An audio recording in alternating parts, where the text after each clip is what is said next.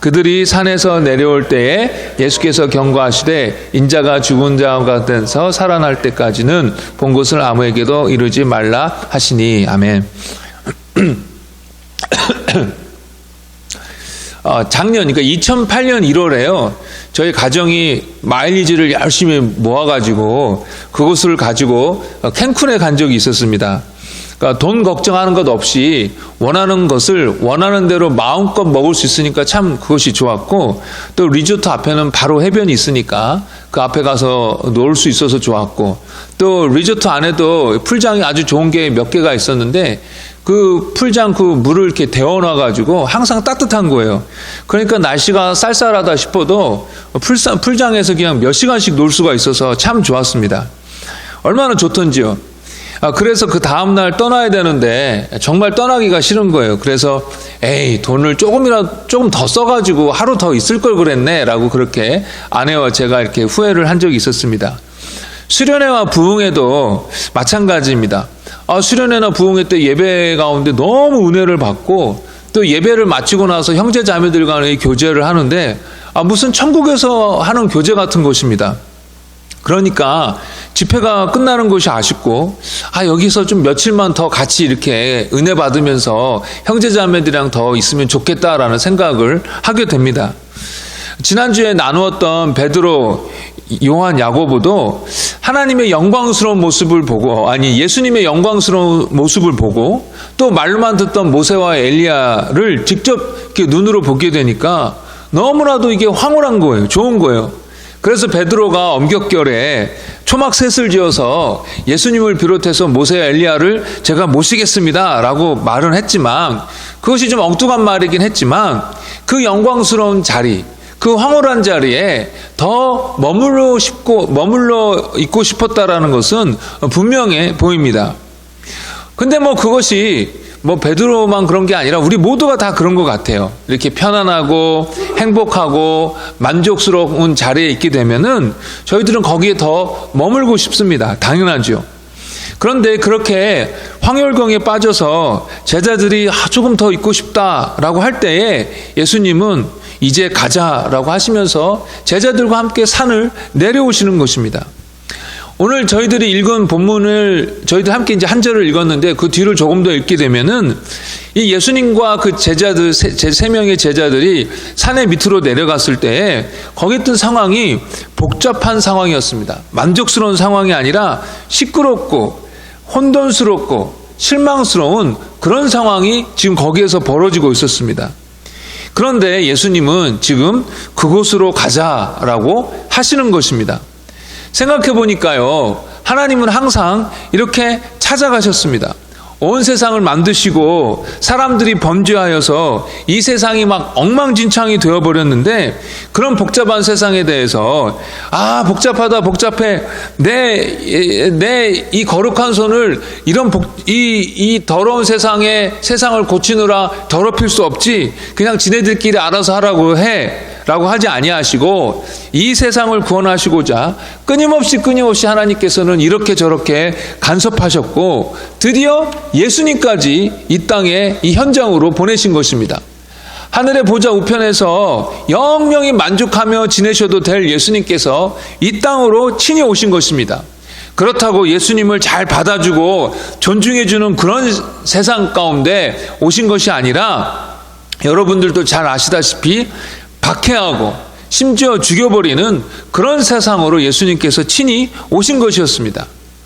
이렇게 기독교 신앙은요, 찾아가는 신앙입니다. 행복한 데 머물면서 나 좋아라 하는 종교가 아니다라는 것입니다. 그러기에 그런 면에 대해서 좀 몇 가지 좀 생각해 보기를 원하는데, 첫 번째로 기독교는 불신자에게 찾아가는 신앙입니다. 예수님께서 죄 많은 이 땅에 오셔서 구원의 길을 예비하신 것처럼 그의 제자들에게도 가라라고 말씀하셨습니다. 가면서 나의 제자를, 예수의 제자를 만들라, 삼으라라고 하셨던 것입니다. 저희들이 이 말씀을 적용할 때 그렇지, 그러면 정착하지 말고 무조건 떠돌이 생활을 해야지 라고 그렇게 적용을 하면 잘못이지만, 저희들이 있는 그 자리에서 안주하지 말고 잃어버린 영혼을 찾아다녀야 한다라는 것입니다. 제가 한 달 전에 그 철치 플랜터 교육을 받으러 갔는데 한 개척교회 선배 목사님이 어떻게 하면 다른 교회로부터 아니면 다른 단체로부터 아니면 다른 성도로부터 이제 후원을 받을 수 있을까에 대해서 교육을 시켜주는 것입니다. 그런데 이 목사님이 말씀하시기를 자기는 한 번도 어떤 교회나 어떤 성도에게 어떤 단체에게 돈 이야기를 후원 이야기를 한 번도 한 적이 없대요. 그러면 이 사람이 뭘 했느냐? 자기가 하고 있는 사역에 관해서 이야기를 했다라는 것입니다. 그러면 이 자기가 나눈 이 사역의 이야기를 듣고 교회나 아니면 단체나 성도들이 우리도 그 일에 동참하고 싶다고 하면서 헌금을 작정하고 도와준다라는 것입니다. 그러면서 그분의 사역 이야기를 하시는데요. 이렇습니다. 볼티모어에 꽤나 위험한 동네가 있는데 그곳에 이분이 교회를 개척했어요. 근데 이분은 매일 날마다 집집마다라고 그러나? 예, 집집마다 방문을 하는 거예요.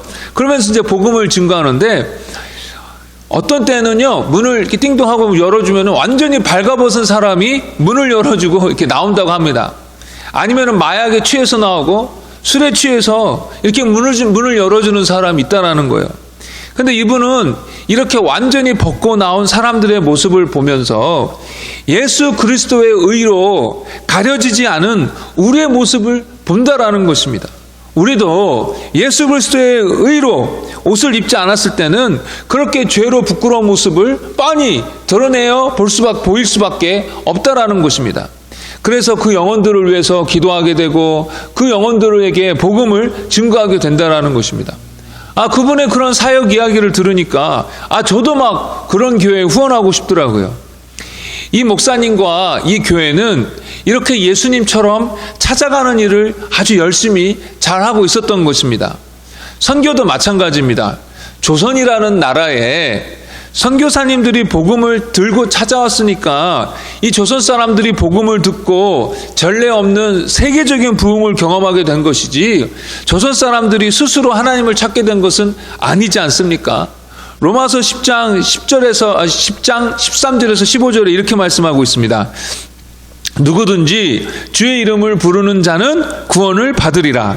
그런즉 그들이 믿지 아니하는 이를 어찌 부르리요? 듣지도 못한 이를 어찌 믿으리요? 전파하는 자가 없이 어찌 들으리요? 보내심을 받지 아니하였으면 어찌 전파하리요? 기록된 바 아름답도다. 좋은 소식을 전하는 자들의 발이여 함과 같으니라. 복음이 전해져 온 방식은 예수님께서 이 땅에 찾아오신 것처럼 믿는 자들이 복음을 들고 사람들에게 찾아가는 것이었습니다. 오늘 말씀을 제가 준비하면서 지난번에 우리가 몇 주 전에 특별 기도회를 하지 않았습니까? 그때 드린 말씀을 다시 한번 이렇게 생각하게 되었어요.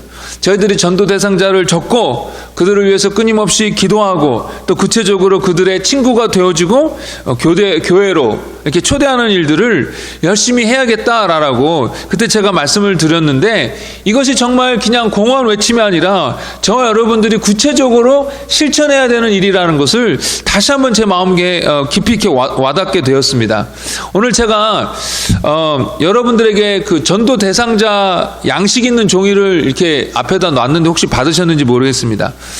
그러면은 거기에 여러분들이 제가 드린 그 양식에 근거해서 전도 대상자, 적어도 기도부터 시작할 수 있는 사람들의 명단을 좀 이렇게 만들어 보시길 바랍니다. 아마 저도 그렇고 여러분들도 그렇고 아마 그 명단을 다 적어서 합쳐보면은 아마 200명이 넘을 것 같습니다. 그 사람들의 이름을 불러가면서 저희들이 매일같이 하나님 앞에 기도하고 그 가운데 하나님께서 기회를 주시게 되면 놓치지 않고 우리의 믿음을 나누거나 아니면 그것이 힘들면 교회에 이렇게 초대할 수 있게 되는 것입니다. 이렇게 예수님처럼 저희들도 복음을 들고 찾아가야 되겠습니다. 두 번째로는요, 우리에게 닥친 문제를 회피하지 않는 것입니다. 하나님께서는 우리에게 어떤 고난이나 시련도 허락하지 않으실 수 있습니다. 그러나 그분의 놀라운 지혜와 사랑 가운데 우리의 삶 속에 때때로 고난을 허락하여 주십니다. 피하고 싶은 그런 현실들을 저와 여러분들에게 허락하십니다. 처음에도 말씀드렸지만 하나님은 결코 이 세상의 일들을 모른 척하지 아니하시고 오히려 구원의 길로 계속해서 이끌어가고 계십니다. 예수님도 그 변화산에서 계속 머무셨던 것이 아니라 시끄러운 산 아래로 사람들의 문제로 바글바글한 그 현실로 찾아가셔서 그 문제를 해결해 주시고, 결국 예수님 본인도 그렇게 뭐랄까요, 힘들어했던 그 십자가에서 자기 목숨을 내어 주심으로 인간의 모든 죄의 문제를 해결해 주셨습니다. 피하지 않으셨어요. 이스라엘이 가나안 지역에 들어가기 앞서서 12정탐꾼을 보내지 않습니까? 그런데 그리고 40일 이후에 정탐꾼이 돌아왔는데 10명은 부정적으로 보고하고 2명은 긍정적으로 보고합니다. 이 말씀을 통해서 무조건 긍정적으로 생각해야 된다라고 적용하자는 것은 아닙니다. 현실을 파악해야죠. 그런데 이 부정적인 보고를 했던 10명의 그 보고에 있어서 빠진 것이 있었는데, 그것이 뭐냐면 바로 지금까지 놀라운 기적으로 도와주셨던 그 하나님, 그분이 반드시 주시겠다고 하는 그 약속을 빼고 보고를 한 것입니다. 하나님 없이는 당연히 가나안 땅을 정복하는 것이 불가능하죠. 그러나 그동안 함께 하셨던 그 놀라운 기적의 하나님이 함께 해주시면, 그 약속을 지키시는 그 하나님이 함께 해주시면 그 가나안 땅에 어떤 군사가 있고 어떤 무기가 있고 어떤 성벽이 있다 할지라도 능히 극복하고 이길 수가 있는 것이었습니다. 피할 것이 아니라 약속을 믿고 정복해야 하는 것이었습니다. 그러나 이스라엘은 하나님의 약속을 믿지 않고 불평하여서 결국 40년간의 세월을 뺑뺑이를 돌아야 했습니다. 왜 그렇습니까? 좀 어렵게 보인다고 해서 피하려 했기 때문에 그렇습니다. 마찬가지입니다. 하나님께서 우리에게 감당하라고 허락하신 시련, 도전, 아니면 하기 싫은 일들이 있습니다. 그런데 그것을 피하면 안 된다라는 것입니다. 감내해야 합니다.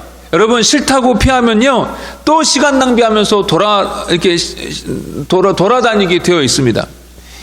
교회 다니다 보면요, 이게 불완전한 사람들이 모였기 때문에 상처받을 때가 종종 있습니다. 그래서 내가 저 사람 때문에 교회 안 다닌다 하면서 교회를 떠나게 됩니다. 그리고 그 사람 없는 다른 교회를 찾아갑니다. 그러면 그 새로운 교회에서는 자기를 힘들게 하는 사람이 없을까요? 아니요, 있습니다. 조금 힘들다고 나 안 해 하고 그 자리를 떠나게 되면, 그 자리를 피해 버리게 되면은 전혀 우리는 나아지지 않습니다. 하나님께서 원하시는 성장을 이룰 수가 없습니다.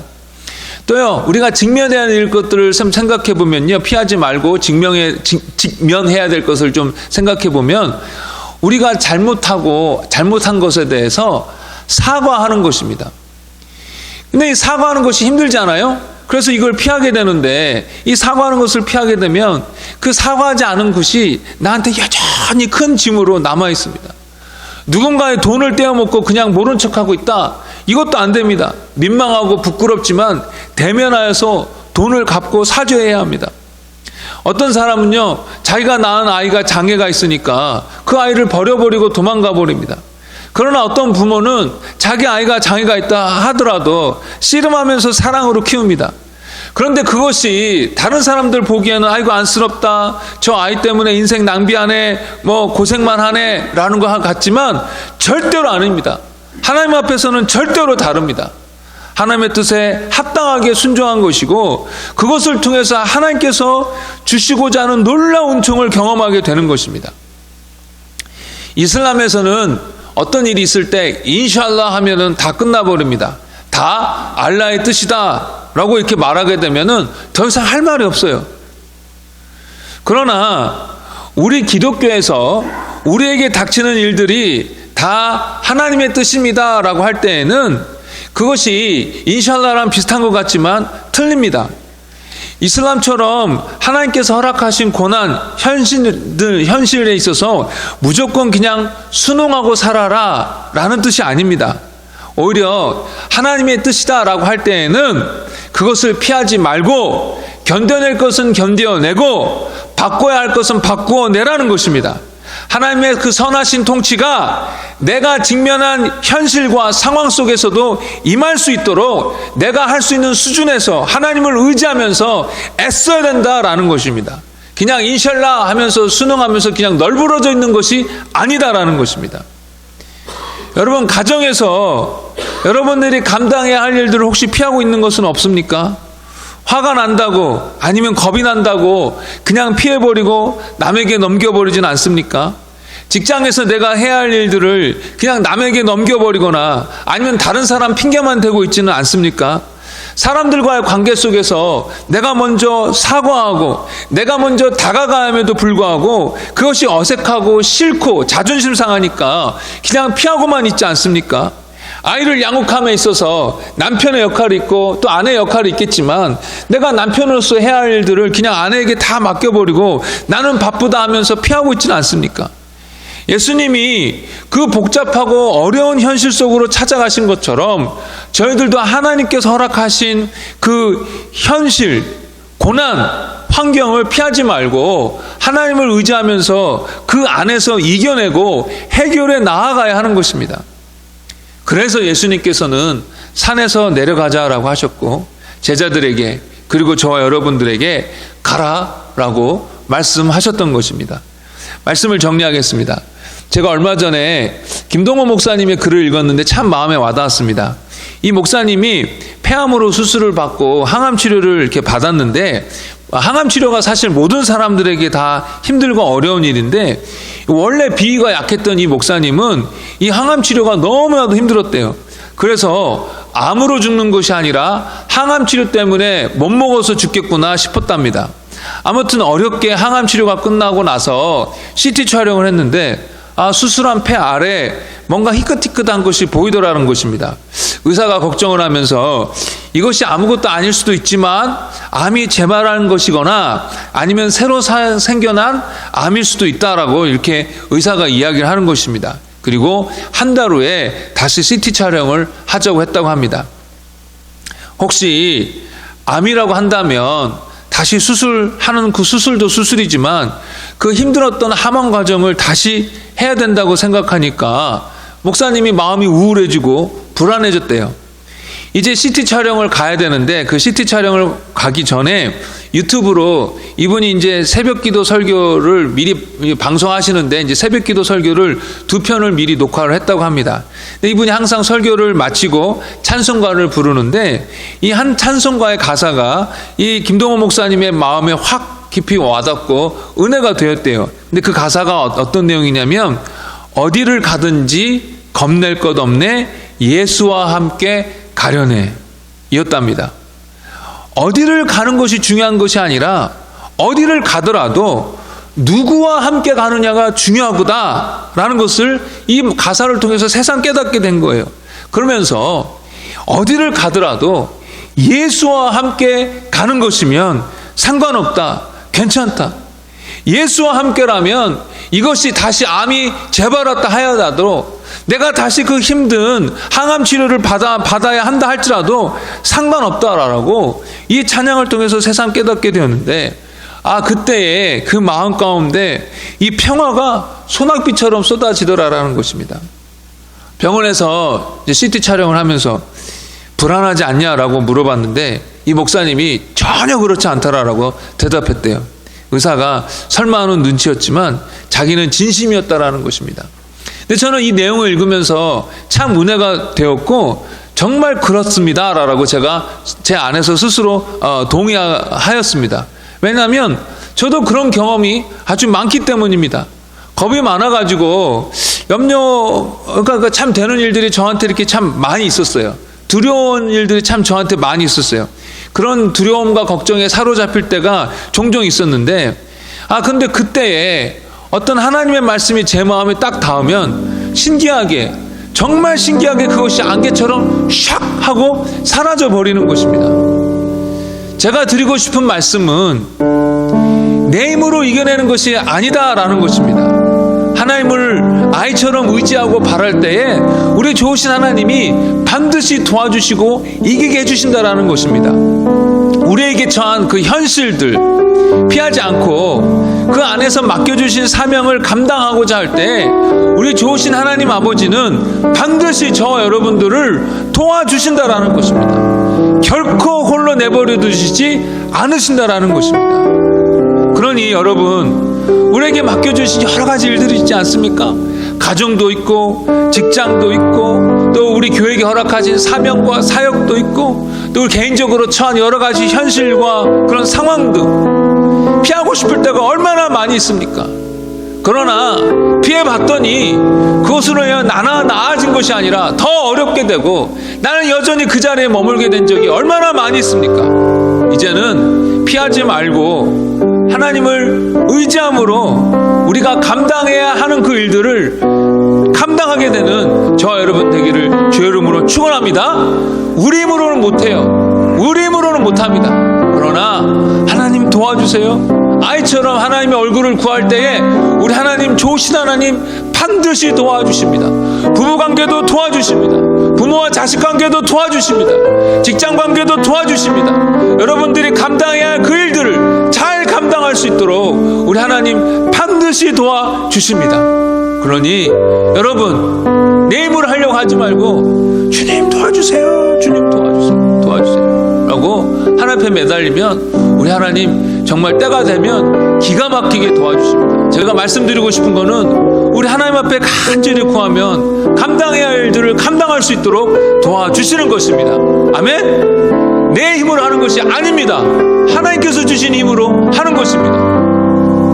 여러분, 그래서 피하지 마시고 감당해야 할 일들을 감당하는 저와 여러분 되면 좋겠습니다. 복음을 증거해야 되는 일, 저 사람 한번 우리 교회 초대해야 되겠는데 쑥스러워서 못하고 있는 것, 저분 좀 한번 예수님 믿으라고 얘기하고 싶은데 못하고, 이런 일들도 하나님 도와주세요 하면서 첫 번을 내드리면 우리 하나님 반드시 도와주십니다. 이 말씀을 믿으시고 내려가자 하신 그 예수님께서 감당할 수 있는 힘도 주신다는 걸 믿으시고 저와 여러분들에게 허락하신 일들을 능히 감당하는 우리 모두가 되길 예수 이름으로 축복합니다. 우리 말씀에 근거해서 잠깐 기도하시겠는데요.